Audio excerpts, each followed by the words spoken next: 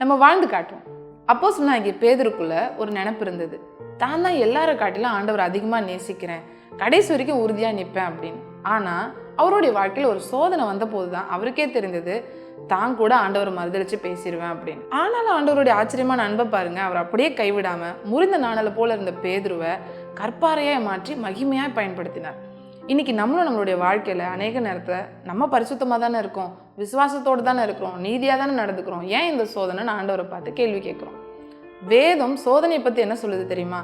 நம்மளுடைய இருதயத்தில் உள்ளதை நமக்கே வெளிப்படுத்தும்படிக்காகவும் அவருடைய கட்டளைகளை நம்ம கை கொள்கிறோமா இல்லையான்னு காட்டுறதுக்காகவும் தான் நம்மளுடைய வாழ்க்கையில் சில நேரங்களில் சோதனையும் சிறுமைப்படுத்துகிற அனுபவமும் வருகிறது.